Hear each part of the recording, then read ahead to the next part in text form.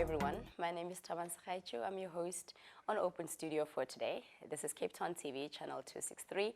I'm so excited to be having our guest on the show today, Mrs. Karien Beudes. Did I say it right, ma'am? Yes, thank you. 100%. I'm so glad that you could join us today. Thank you for having us.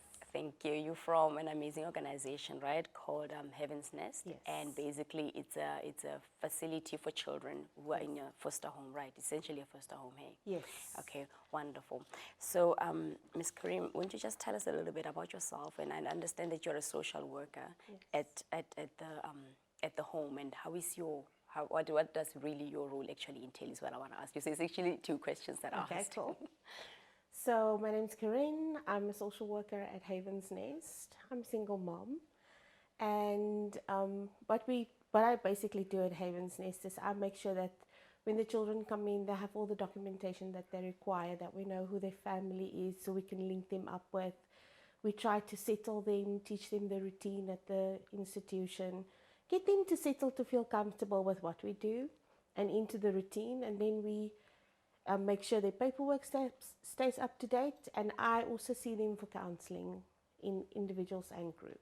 100%. So it's quite an involved role that you have over there. Wonderful. You look like you enjoy it, right? I love my job. Wonderful. What do you love most about it? I think it's seeing the children grow and change over the time that they're with us. Like, a lot of kids came in and they look a little bit sad, and I mean they miss home because they really just want to go back home. And then you start exposing them to activities and doing things, and you see their personalities developing. You start seeing like, okay, I've never been exposed to schooling, so now I'm doing schooling, so it's like actually something that I'm good at. So Wonderful. It's nice to see that in them. That's so amazing. And if you, for the sake of, even my understanding that of the viewers, how does a child actually end up being in a foster home, like in your facility? Okay, so there is an act called the Children's Act 38 of 2005, and in that act it says that if a child is found in need of care, that means their parents are unable to care for them, they've been physically or sexually abused, they've been neglected over a long period. It could be for medical reasons or just simply they can't provide, or the child has been used for slave labor or anything like that. And if the court, through the process, find that the child is in need of care and that they need to be placed somewhere for their own safety, then they are placed with us. 100%, which brings me then to our next question, right? Haeven's Nest, could you tell us a bit more about your organization?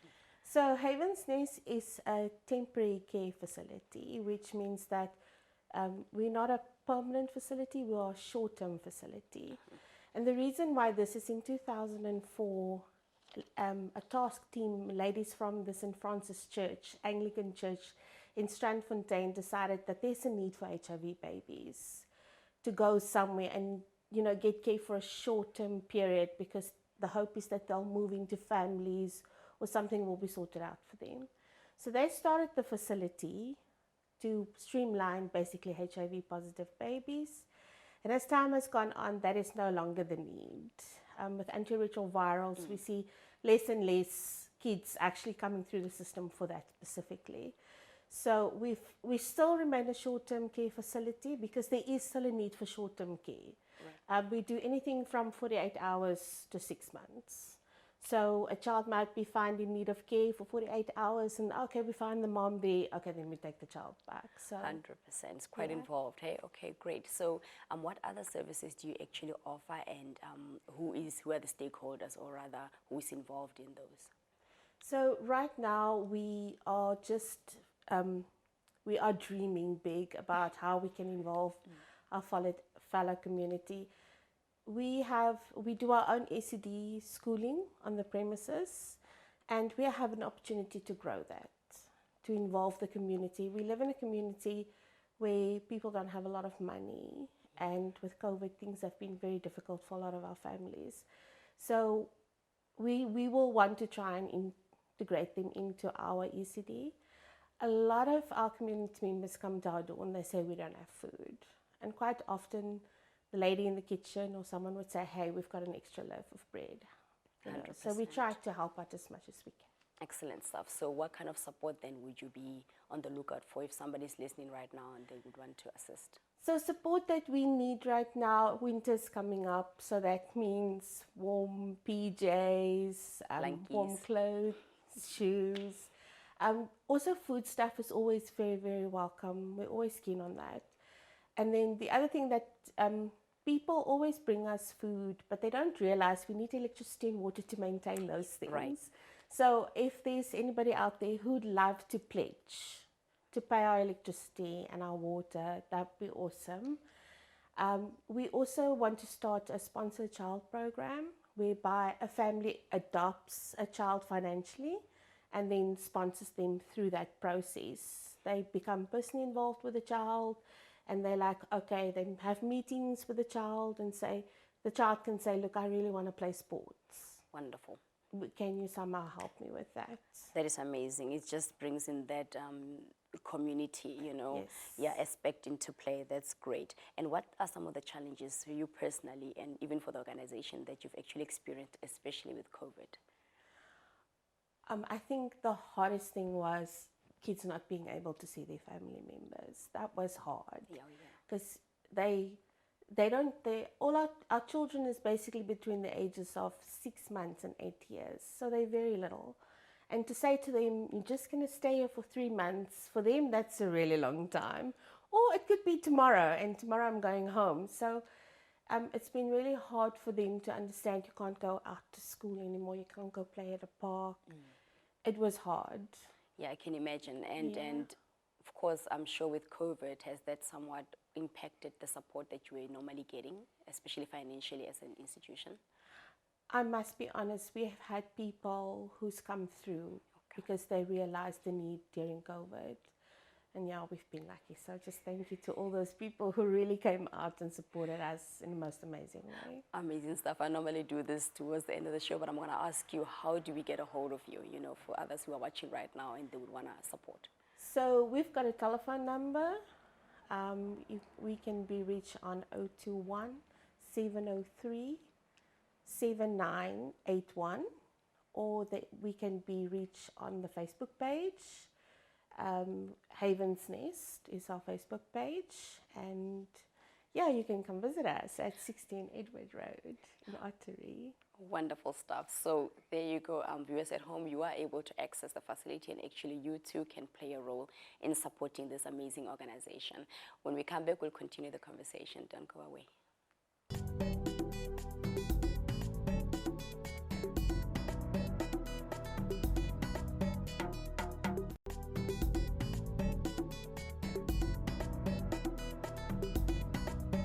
Welcome back. This is Open Studio, Cape Town TV, channel 263. Earlier on our interview, I was speaking to Mrs. Beudes, and she's actually a social worker at this amazing organization who is actually sitting with us today, Haeven's Nest, that is based in Ottery, and is actually a foster facility for children. And we are continuing the conversation with her colleague, Mr. Clifford Caesar, right? And you form part of the board. Yes, ma'am. 100%. So how are you, sir? Welcome. I'm glad. I'm good. Yourself? Well, thank you. So great to have you. I mean, throughout the segment I was speaking to your colleague, you are doing like exceptional work throughout the community. It's just so amazing, especially now, you know. So won't you tell us a little bit more about who is Mr. Caesar, and how did you then end up being a board member within the organization? Yeah, my name is Clifford Caesar. I also run my own 2 organizations. I am from Ottery. So I got involved with Haeven's Nest by just volunteering because I do food gardens. That is one of my organizations, the Greenlight Food Garden Project. And one of the people that works at the facility actually asked me, Brother Cliffy, can't you come and have a look at our food garden? And that is 4 years ago when I got involved there. And then I'm now, this is my 2nd year as a board member. And for me, everything is home, away from home. Firstly, like any other organization, they have their challenges, you know. And for me, being part of the board, I just bring my experience to the board, and I'm basically every 3rd day, I go and visit the facility. you know. Wonderful. And there's a lot of needs at that facility. But we're growing from strength to strength, you know. Like my colleague Karien said, you know, it's all about the children. But what's fascinating for me and what's very important about Haeven's Nest is that we are guided by the Children's Act, you know. So that for me is key, and it actually guides us. It's a guideline for us to success here. Wonderful stuff. So what is actually involved then within your role as a board member, and what have you found so far to be challenging? Yeah, for me as a board member, I'm responsible for maintenance, inside and outside the facility. And then I would say the immediate maintenance facility for us is it's the roof. There's a part of the roof that's leaking. Luckily, it's not where the children are hosted, but at the office, in the office side. And then also, we would love to like my colleague said, to extend our ECD project so that we can actually accommodate some of the children from the community to have more interaction with the community also. And then we really need a transport because some children go to school, and then they also need to seek to go to hospital at certain times, because some of them come into the facility in a very bad condition, you know, and then they need to attend the hospital on a regular basis. So that is we need a vehicle. And then also what I also do at the facility is that I run a program through the Food Garden Project with some of the parents of the children. Right. So Yeah. would that mean you growing the food that you grow, you actually give back to the facility, you donate to the Yes. Right. That's why I'm maintaining the food garden. Okay, for 4 years you've been running that. Yes, and it's still up and running. Yes. Wonderful. And then how, specifically about that, how can the community get involved in playing a role with the gardening aspect of it? The community is already playing a role, because we've got the bigger project in the community, which my organization run, and they involve there. So we supply the food tunnel at the facility with seedlings, with compost, and we see that it's planted, you know. So the community already, and if we need to come to the facility to actually do some active work, then I'll ask one or two of the community to come and assist me, you know, just to keep the food tunnel up to scratch with the bigger project that's in the community. Yes. 100%. And with COVID, you know, having hit us without us even knowing what we were going, you know, what we're actually dealing with, how has that affected you personally within your role and the organization at large? Well, it like I said, COVID hit all organizations, you know, but luckily for us, I live in the community and I live close to the facility. So they can always, I'm the nearest contact person besides the other board members. So if there's anything that needs immediate attention, they will call me, you know, and I think that is also a plus for us. But then, like Karien said, COVID for the children again, it had some sort of negative effect, because now it was lockdown, you know, children, parents couldn't come and visit, even us, you know, we were limited to visitation to the facility, you know.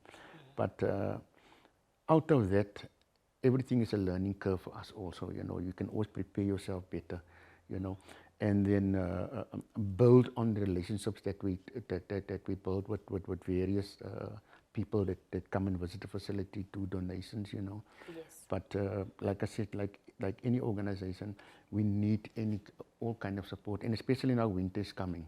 Yes. You know, like Karien said, you know, we need, and also we want to grow the facility, Yes. you know, and we've got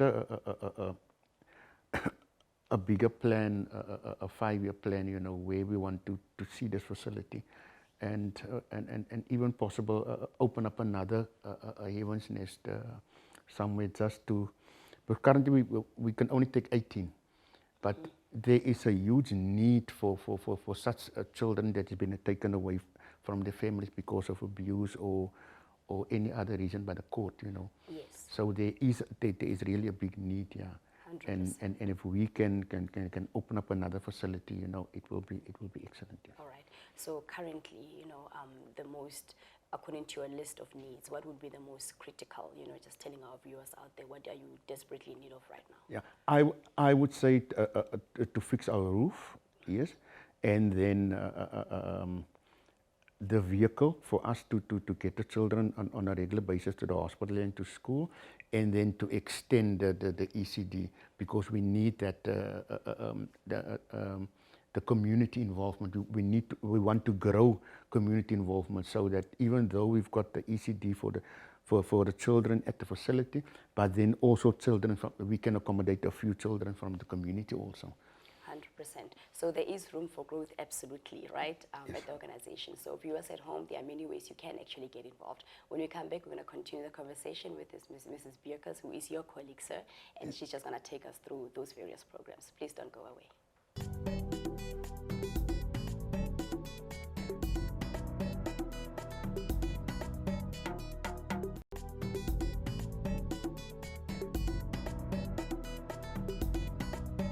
Welcome back. I'm so glad that you could join us. You're watching Open Studio, Cape Town TV, channel 263, and I'm with Mrs. Beudes, right? Yes. Ma'am, earlier on you were speaking about, this amazing programs or initiatives that you have, right, within your organization. Won't you just unpack that up for us a little bit, because I think they're just quite comprehensive, and there's a way that I'm sure our viewers can somewhat get involved. Oh yes, that would be nice. So we are looking for volunteers, people who would like to come in and spend time with the children, play with them, do schooling with them, all that sort of thing. And then on the same level, we're also looking for social workers, social auxiliary workers, child and youth care workers that want to do an internship with us. So basically they would need to email us. I can give my email address. Yes, please. It's social.worker@havens, with an S, nest.org.za. And then I will do a screening. You will need a police clearance certificate if you want to volunteer with us, so that we can be sure we are on the legal side of everything. And then you can tell us how you'd like to get involved in helping with the kids and being a part of their day-to-day activities. 100%. And then the other option that we have is that we have a hosting program. And the hosting program also requires police clearance certificate. And basically you get a police clearance certificate, you speak to us, we make an interview with you. We see kind of like, are you interested in a single child? Do you want to maybe have siblings? We look at kind of what are your interests, what is the child's interest. So we try and screen you guys so that you fit together. And then we arrange meetings, go for coffee, speak with the child, spend time with the child, see if there is a connection and a relationship. And if that's a go, then we start looking at weekends, we look at holidays, we even look at if you want to do something longer with the child. I love that. So you have now the physical aspect coming into play, because I'm sure you can adopt, a child by just contributing financially, right? Like you had mentioned earlier, yes, towards the organization. But now this time it brings in that closeness, where you actually bond and have that relationship with the child. That is so powerful. And so far, those programs that you've mentioned, how have they actually impacted the children? It is amazing how it impacts children, because sometimes families cannot be there for the children. They just cannot provide them with, taking them out for a meal or supporting them in another way.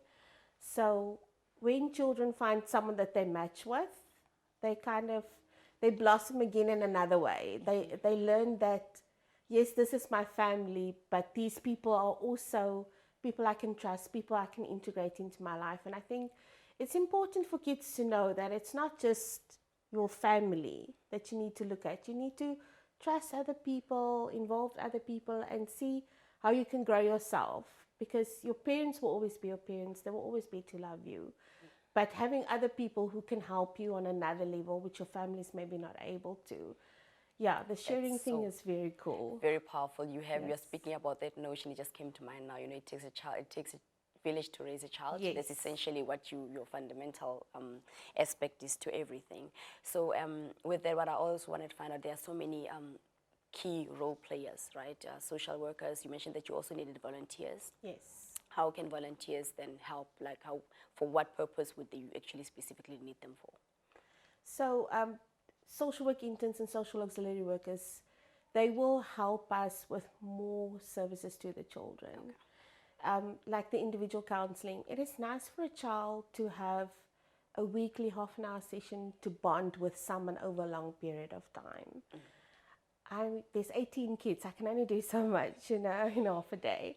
So it's nice if other professionals, social work students, social auxiliary workers come on board and say, hey, I want to take a child and go through the process, or I want to run a group over 3 weeks about sexuality or understanding family dynamics. So that's helpful for us. The other thing is volunteers who want to interact with the children, like come in, do the activities, especially on a weekend, to have people come in and say, hey, we're taking you all to McDonald's, and then they go to McDonald's, they have their meal, they play around in a normal kind of way that any other child does, which they never get the opportunity for. And then they can come back and they can say, how was McDonald's? What do you guys want to do next time? Like it's trying to somehow integrate them into normal community activities. 100%. With the community members. Because from our side, they know us as everyday people, So having a new face and someone with a little bit different attitude also makes a big difference to them. Wonderful. You're doing such amazing work. I can only imagine what really goes into that. And what are the plans, though, for the organization, say about 5 years from now? We would like to grow. We would ultimately like to have dual registration with the Department of Social Development, which would mean that we can do temporary care facility, which is up to 6 months, and then long-term care facility, which is 2 years at a time up until maybe 10 or whatever. So we want to grow that way. We also want to look at a feeding scheme for our community because there's a need there. Absolutely. And where are you currently based, the facility itself? We are based in Ottery. Okay. It is pretty much just a stone throw from Macro in Ottery. So yeah. Wonderful stuff. So you've been there since 2017, am I right? Or the organization rather has been in existence? Since 2004. Oh, 2004. On the same premises. Okay, 100%. And how has then the community, been receiving you, or how they, especially, the neighboring, surrounding areas? Our immediate neighbors are wonderful. We're on the neighborhood watch with them whenever they have something to donate. They come and they donate. We've even made friends with people that live, like in and about us, and they've been amazing. They also come around and support us. And we've recently had people that lives a little bit further out from us. So like, hey, we never knew you were here. So like, we're glad to meet you guys. Like, you need to publicize more. You need to get out there. So I think they've inspired us to reach out a little bit more. But we have people that come from Blueberg, Muizenberg. So we have people who know about us and they look us up and they support us as much as they can. 100%. Before we go to the break, which is going to be very shortly, won't you just give us again your contact details just for our viewers so that they would know how to get a hold of you? Okay, so you can contact us telephonically on 021 703 9781, and then you can email me at social.worker@havensness.org.za. 100%. There you go, viewers. Thank you so much for having joined us in today's program. Ms. Beudes, thank you so much that you could be here today. Thank you for having us. Wonderful. We wish you all the best of luck for your you. future endeavors. Thank you. Until next time, this is Open Studio, Cape Town TV, Channel 263. I'm your host, Thabang Segaecho. Good night, and thank you for joining us.